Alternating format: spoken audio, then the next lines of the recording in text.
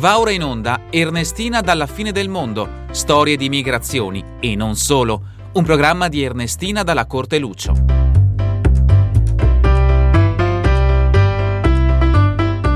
Ciao a tutti, sono Ernestina dalla Corte Lucio e benvenuti a una nuova puntata di Ernestina dalla fine del mondo, eccellenze dolomitiche. Ricordiamo ancora la terribile tempesta del Vaia, accaduta nel 2018, e oggi a raccontarci la sua esperienza è Marco Martalar, artista veneto che ha creato il famoso Leone alato del Vaia, un'opera ricca di emozione e di significato che ha girato il mondo. Fatto con i legni degli alberi abbattuti, ci accompagnerà in questa puntata per scoprire anche come nasce questo progetto. In questo terzo anniversario della tragedia, le ferite provocate non si sono ancora del tutto guarite. Perciò crediamo che sia importante continuare a raccontare l'impatto di questa tempesta, così non viene mai dimenticata. In tanti dei nostri ascoltatori qui su Radio ABM Voci delle Dolomiti ricordano bene quelle giornate. Le notizie dell'ondata di maltempo nel nord Italia arrivavano anche alla fine del mondo. La sera del 28 ottobre 2018, fortissime piogge torrenziali e raffiche di vento simili a un uragano hanno colpito duramente l'area dolomitica del Bellunese e dintorni. Si calcola che si sono persi 42.500 ettari di foreste e oltre 9 milioni di metri cubi di legname sono stati abbattuti. Fortunatamente questo periodo di emergenza del coronavirus ha rallentato un po' i lavori e si continua con forza per poter recuperare il territorio. Però la tempesta Vaia continua ad essere presente tramite i segni lasciati sul territorio del grande e ricco arco alpino. Con linee telefoniche interrotte, mobilità bloccata e senza elettricità, sono state alcune delle località del Bellunese a subire le conseguenze peggiori, come smottamenti che provocano isolamenti lunghi per diversi giorni. Per tante persone però il Vaia è stata un'occasione di rinascita, di recuperare e di ricostruire un rapporto nuovo con un territorio che aveva già cambiato per sempre. Una di queste persone è stato Marco Martalar. Lui col suo arte e ingegno veneto è riuscito a dare vita a un leone alato, tutto di legno, che nasce dagli alberi sradicati del Vaia. Marco ha voluto dare un segnale e creare un simbolo della grinta veneta, di rinascita, ed è che il clima sta cambiando. E lui lo fa con sketchi e rami di alberi schiantati. Ciao Marco, benvenuto. È un piacere averti oggi qui con noi. Perché non ci racconti qualcosa su di te, così i nostri ascoltatori ti conoscono e dici da dove ci stai salutando ora? Salve a tutti, sono Marco Martalar, un caro saluto dall'altopiano di Asiago di 7 comuni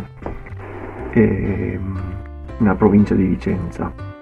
Sono un artista che vive qui in un paesaggio boschivo, non so se conoscete l'altopiano, praticamente è un altopiano e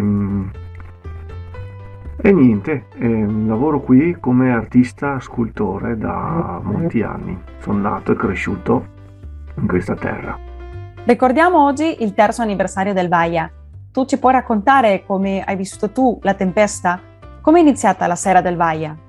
La sera di Vaia è stata un po' strana, c'era tutto il cielo giallo e non si capiva bene cosa stava succedendo. Poi a un certo punto si è alzato il vento, le piante andavano ovunque e faceva un po' paura.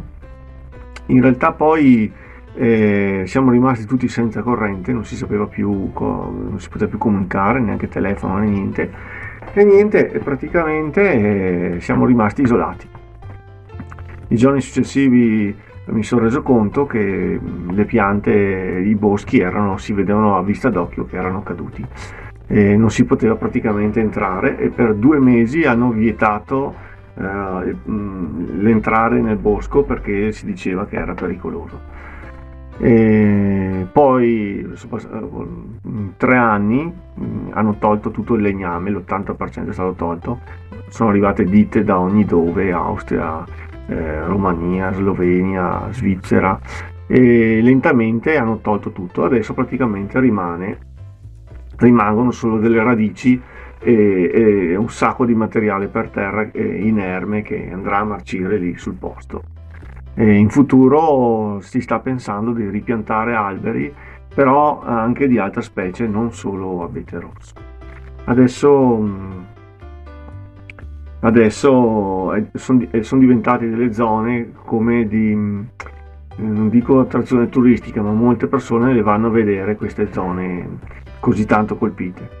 Qui noi abbiamo Marcesina, uno dei punti più colpiti, poi c'è stata tutta la valle del Bellunese, con le varie vallate, il Trentino, l'Alto Adige, tutti abbiamo subito questo grande danno forestale.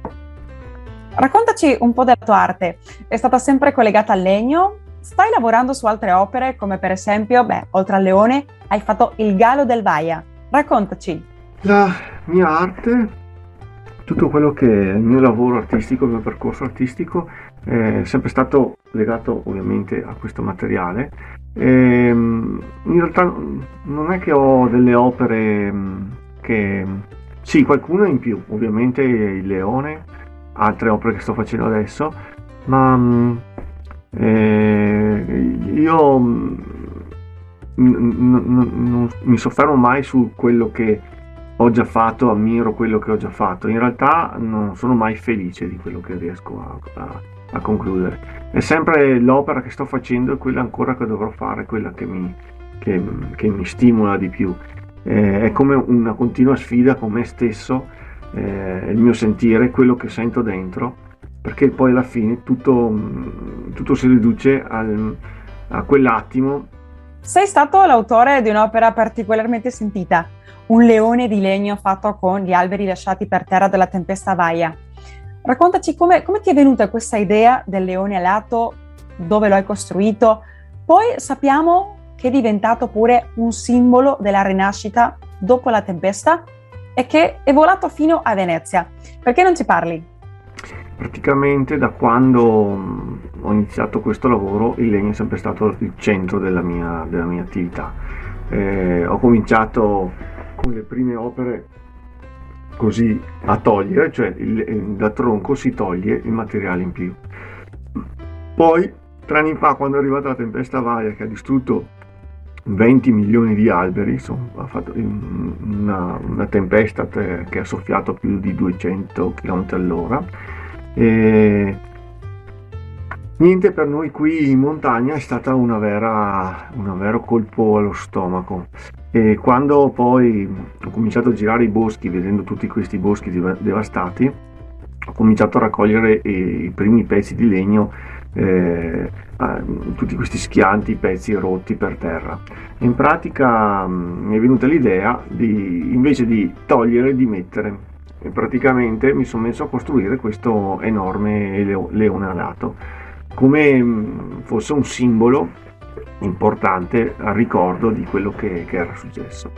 E come avete potuto vedere, il leone, che è andato anche a finire la mostra del cinema di Venezia, è diventato un po' un simbolo per noi qui in montagna. E adesso da quest'opera in poi ho potuto sviluppare ancora questa tecnica e continuare sotto forma di questa arte qui. Si possono costruire opere molto grandi, anche svariati metri, e adesso sto collaborando con più comuni della zona o anche all'estero, come ultimamente sono stato in Finlandia.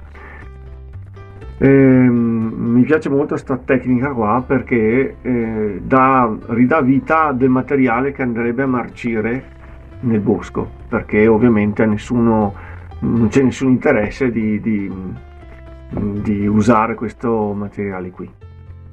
Marco, è stato un piacere averti sentito oggi qui con la tua storia, con la tua esperienza col Vaia.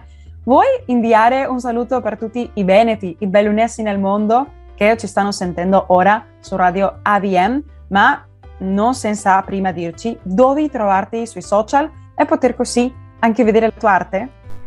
Se volete vedere tutto quello che faccio, basta digitare su Google Marco Martalar e vi esce tutto, video, foto, tutto il mio operato. Poi vi volevo dare un saluto e spero un giorno di poter venire a trovare quella magnifica terra dove abitate. Ciao a tutti! Grazie mille Marco, certo che ti aspettiamo anche qui, alla fine del mondo, ma anche in tutta America. È stato veramente un piacere per noi sentirti. Grazie per condividere con noi la tua storia, l'arte tramite le parole e le foto che anche ci hai inviato. Ti aspettiamo in una nuova puntata dove continueremo a scoprire e conoscere ancora di più di altri tuoi progetti artistici. Intanto, cari bellunessi nel mondo, io vi saluto da qui, dalla fine del mondo. Arrivederci amici e come dice il nostro motto, vicini e lontani, mai soli. Avete ascoltato Ernestina dalla fine del mondo, storie di migrazioni e non solo, un programma di Ernestina dalla Corte Lucio.